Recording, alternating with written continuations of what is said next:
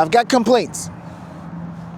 There are things I don't like about this drone. Xavier specs, feel the rush in the skies of flash and tech, catch the night. If you look at the leg now, you can actually see it still doing a little bit of wobble, the rear legs. I don't know. Look at this left one. It's wobbly. Can you see it wobbling, or is it only me?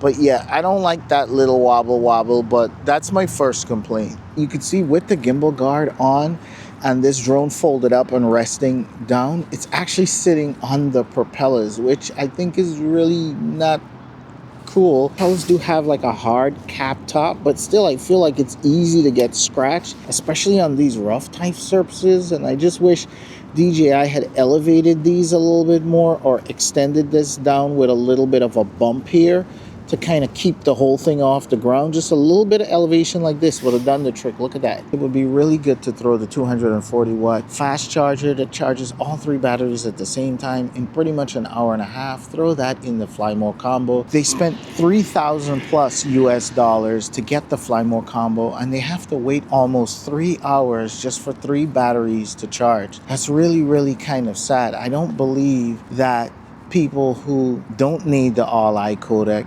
don't need the controller with the built-in screen, or don't need the 512 gigabytes of hard drive should be suffering and waiting that long just to charge 3 batteries and get out there and get flying. If you were to compare this DJI Mavic 4 Pro to its predecessor, the Mavic 3 or the Mavic 3 Pro, this is a much bigger footprint, especially when folded out. This drone becomes massively huge.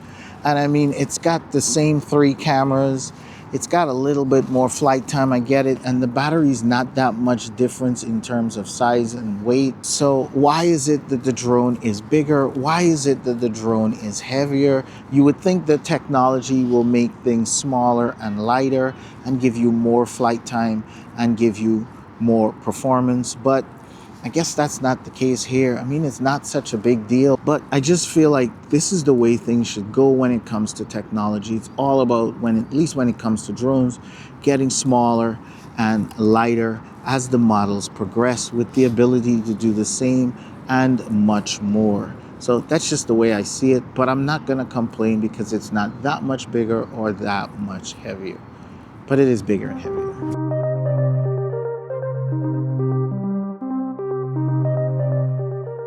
The other thing that I really don't like about this drone is the waypoint mode. I'm not talking about the waypoint hyperlapse, just the waypoint. So my problem is, number one, you can't adjust the gimbal once you've locked in the waypoints. When you look at the features, there's no way to have the gimbal moving freely on waypoints, and that to me is a huge bummer because I remember the old Phantom had that. The old Phantom, this one you can select the speed, but the old Phantom you could adjust the speed while the drone is in the midst of pulling off the waypoint. So as you can see here, I locked out the top of the city when I was marking out the waypoints, and there's no way you can adjust that gimbal while the waypoint is in effect. And it gets a little worse, unfortunately. So if I choose to select to start to fly from waypoint number 3 and I hit go, as you can see here, it's gonna fly to waypoint number 3. But look at what happens when it reaches waypoint number 3. It just returns to home.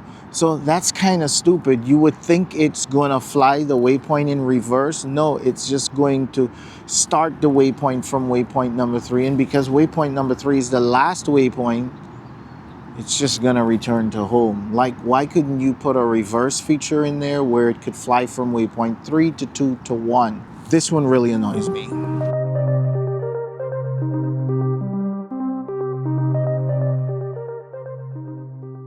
So I'm gonna switch over to the obstacle avoidance cameras and bring it up on the screen really big so you can see. But look at that. See that? Isn't that like a piece of the propeller showing on the screen over there? That's really kind of weird.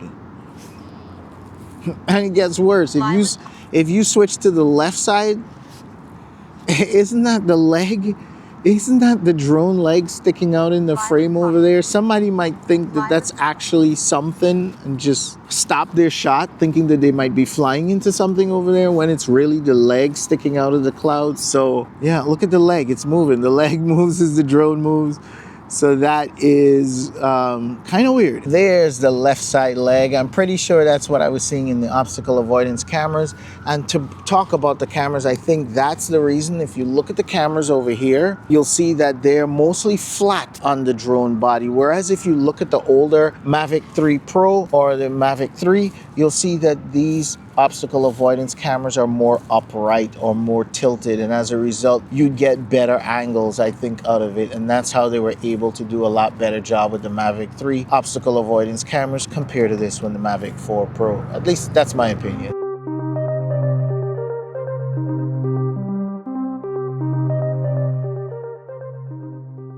This wheel is so cool because you can just tap on it.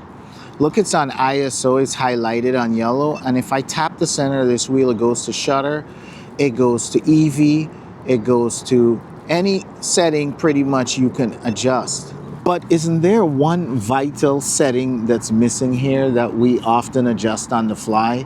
And now you would have to take your hands off the wheel to do it? Yes, that is the white balance. Now the white balance is in this menu over here.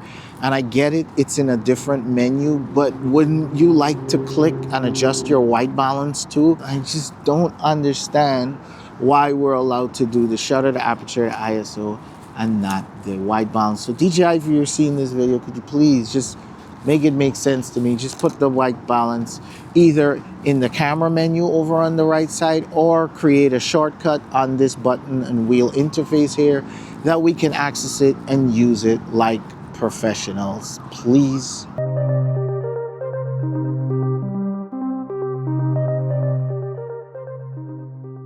Now, speaking of speed, when you put this drone into vertical mode by turning the screen sideways and getting that vertical video, let's go up pretty high so we can get the city in the background. And I'm flying forward. I'm gonna push forward at full speed. Look what happened to the gimbal. The gimbal it went down. Now it's up. Okay, let's recenter the gimbal. We're gonna push forward in sports mode. The gimbal looks down. Why is the gimbal looking down? Like, why? And then it catches itself. So, okay, I will go in cinematic mode, tilt the gimbal down a little bit, and fly a lot slower. So basically, as long as I'm going 7 miles per hour right now, then I guess you can get vertical shots. I feel like DJI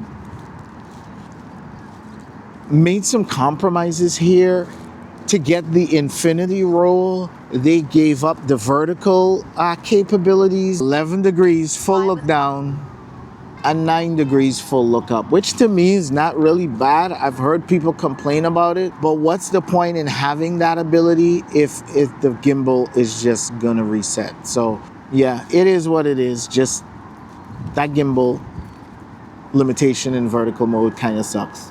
Guys, if this video is bringing you value, please give this video a huge thumbs up right now, and make sure you hit subscribe if you haven't already. Only about 25% of you guys watching actually subscribe to the channel, so please, might as well just get it done. Check, make sure you subscribe for me.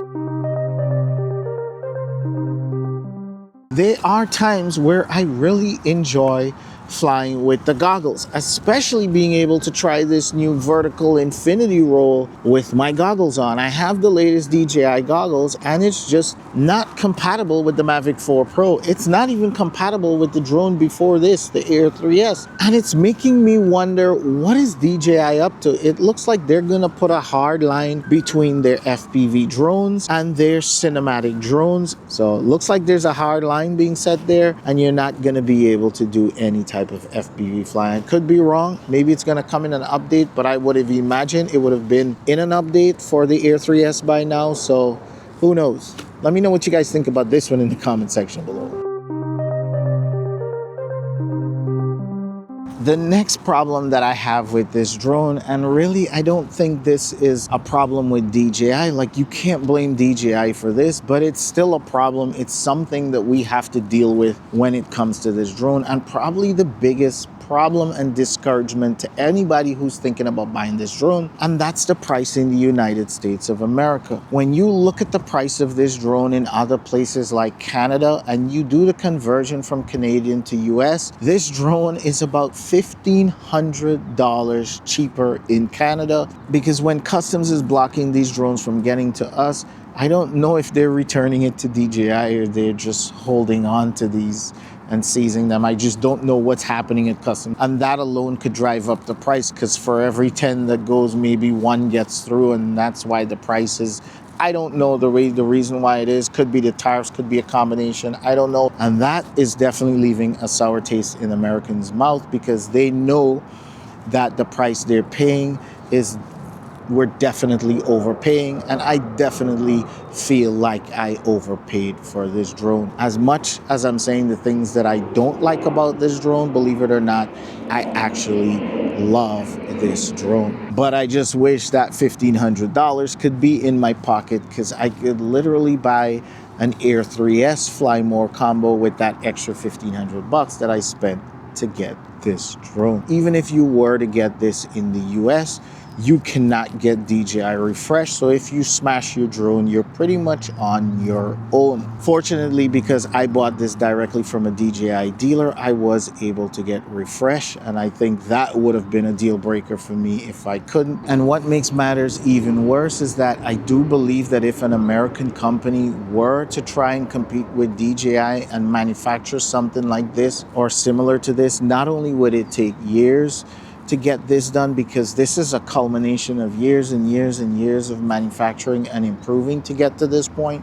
So not only would it be a hefty feat that would take a lot of time and investment, but that investment comes at a cost, and payroll in America is not exactly cheap compared to other countries either. So even at $5,000, I don't think any American company can make something as good as this. So that means that the price of this drone, if that's really the goal, might have to go up a lot more. But when it does come to the price point, one thing I've got to give DJI flack for is that if someone were to buy just the Fly More combo that doesn't have the all-eye codec or the 512 gigabytes of storage, and then decided to buy the controller later, they will actually be paying more than just buying the creator combo. So it's like upgrading to this controller later will get you less than a creator combo, and you'll be paying more. So that, I don't understand DJI's pricing structure. It's almost like they reward you for buying the whole combo and they will punish you for buying it in pieces, I guess. How is that pricing structure making sense? I don't know.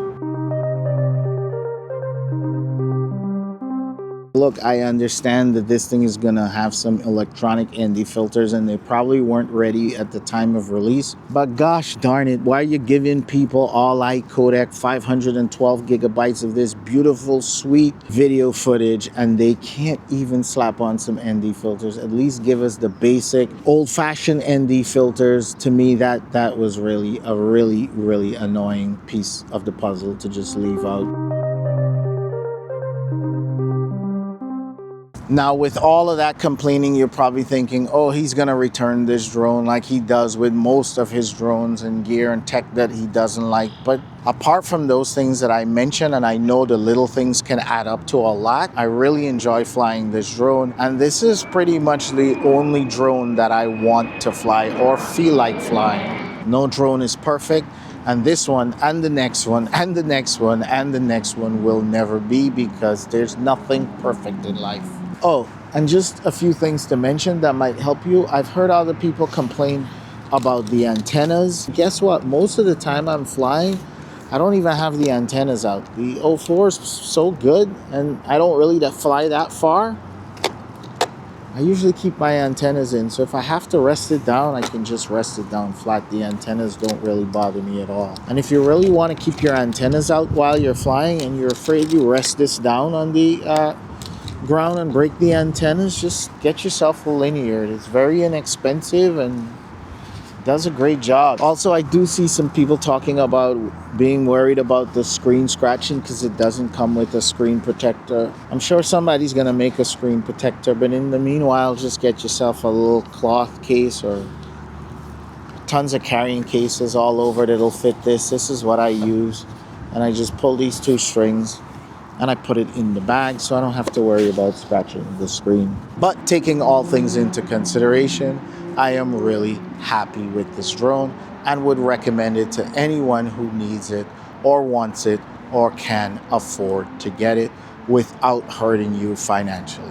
Be sure to do all the YouTube stuff, like, subscribe, hit the bell to get notified when I release new videos. Think about becoming a patron. It's only $1 a month. That's $12 a year, and you get direct access to me. I'll leave a link to that in the description below. Head over to www.dronexfactor.com to get LUTs for your Mavic 4 Pro or any drone that suits cine-like or D-log footage. If you want to know more about this drone, in particular the more positive things about this drone, the Mavic 4 Pro, check out this video up here. If you want to know more about the DJI RC Pro, check out this video down here. And I will catch you guys, well, whenever I can.